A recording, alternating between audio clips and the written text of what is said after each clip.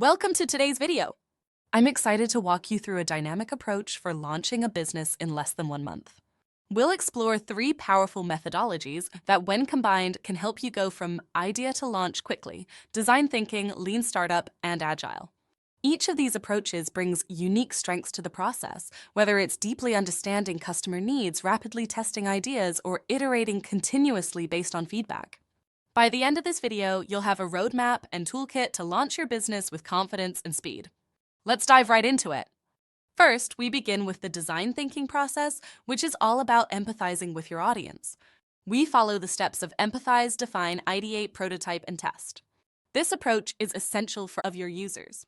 Design thinking sets the foundation for the rest of our journey, ensuring that we're solving problems that truly matter to our audience. Next, we introduce the lean startup approach, focusing on the build, measure, learn loop. This methodology emphasizes rapid experimentation and validated learning, allowing us to refine our business model based on real-world feedback. Lean startup helps us avoid costly mistakes by iterating quickly on our ideas before investing heavily in a fully developed product. Finally, agile methodology plays a key role.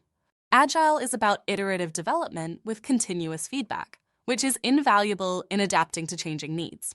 By combining Agile with lean startup and design thinking, we ensure our process is flexible, user-focused, and driven by validated feedback every step of the way. Now, let's explore the first phase: empathize. Empathizing with your target audience is the foundation of design thinking. This phase is all about stepping into the shoes of your potential users to understand their needs, desires, and challenges. There are several ways to do this: interviews, surveys, and direct observation. Interviews provide rich qualitative insights, letting you dive into personal stories and experiences. Surveys allow you to gather data from a larger audience, giving you quantitative insights into trends and patterns. Observation lets you see users in their natural environment, capturing behaviors that people may not explicitly mention. This mix of methods helps you build a well-rounded understanding of your users and gives you a strong foundation to define the problem accurately. With your research in hand, it's time to define the problem. This phase is about creating a clear, user-centered problem statement that will guide the rest of the process. A helpful tool here is the point of view (POV) statement, which reframes the problem from the user's perspective. Crafting a precise problem statement clarifies the team's focus and ensures everyone is aligned. Encourages empathy by centering the issue around the user experience. Guides ideation by providing a clear target for brainstorming solutions. Defining the problem is crucial. It lays the groundwork for innovative ideas. With this clarity, we can now transition into the ideate phase, where we'll generate creative solutions. Now that we've defined the problem, it's time to ideate or brainstorm potential solutions. The ideation phase is all about exploring different ideas and stretching beyond obvious solutions. Here are a few techniques you can use. Brainstorming allows you to generate a large number of ideas in a short period by encouraging free thinking and building on each other's ideas. Mind mapping organizes ideas visually, helping you see connections and relationships between concepts. Scamper is a technique that prompts creative thinking by encouraging you to substitute, combine, adapt, modify, put to another use, eliminate, and reverse elements of existing ideas. The goal here is to produce a diverse set of potential solutions. Once we have a pool of ideas, it's time to start creating tangible prototypes in the next phase. The prototype phase is where we take our ideas and bring them to life in a simple, testable form. Prototyping doesn't have to be complex or expensive. The key is to create a version of your product that captures its core functions. Here's how you can approach it. Materials: use paper, digital mock-ups, or basic materials to create low-fidelity prototypes. The goal is speed and functionality, not perfection.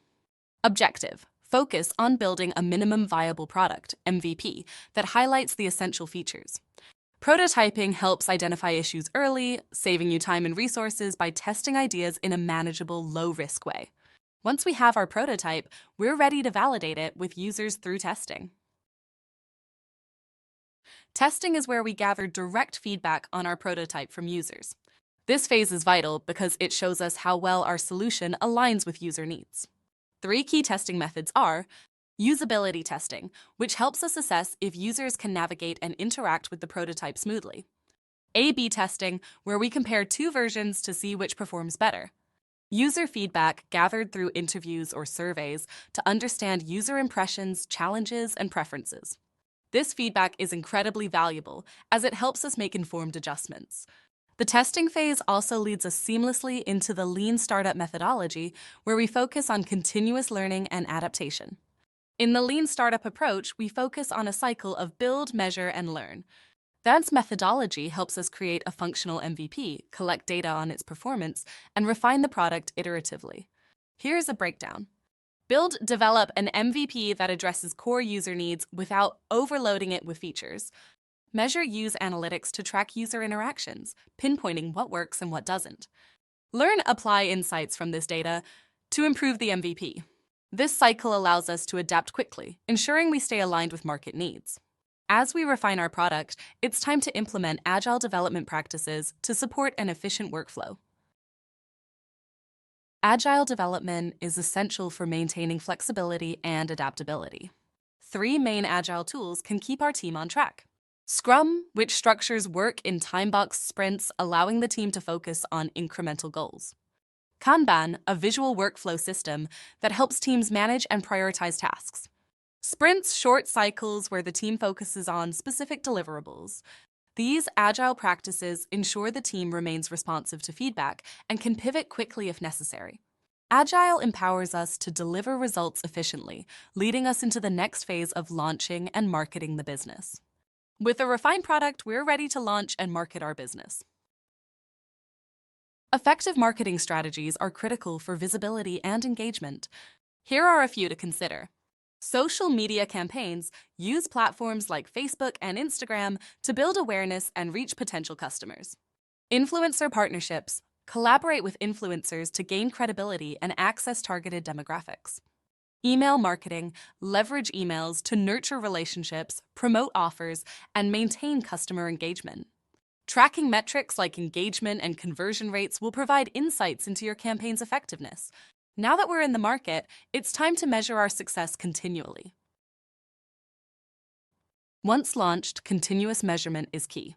Tracking metrics like customer satisfaction, retention rates, and revenue growth can tell us how well our business is performing. Tools like analytics platforms and feedback surveys provide invaluable insights for refining our product and strategies. Continuous measurement and feedback help us identify areas for improvement, allowing us to enhance customer experience and drive growth. Finally, we move into the reflection and iteration stage, which is crucial for long-term success. Our journey ends, but the process of improvement never stops. Regular reflection through retrospective meetings and SWOT analysis helps the team assess what went well and where improvements can be made. This ongoing cycle of reflection and iteration supports growth and scalability, ensuring your business remains competitive and aligned with user needs. Remember, launching a business in 1 month is achievable, but sustaining it requires a commitment to continuous learning and adaptation. Thank you for watching! I hope this video has provided you with actionable steps to launch your business swiftly using design thinking, lean startup, and agile. Don't forget to like, subscribe, and leave a comment below if you have any questions or insights to share. Stay tuned for more content on building and scaling your ideas efficiently. Until next time, keep innovating.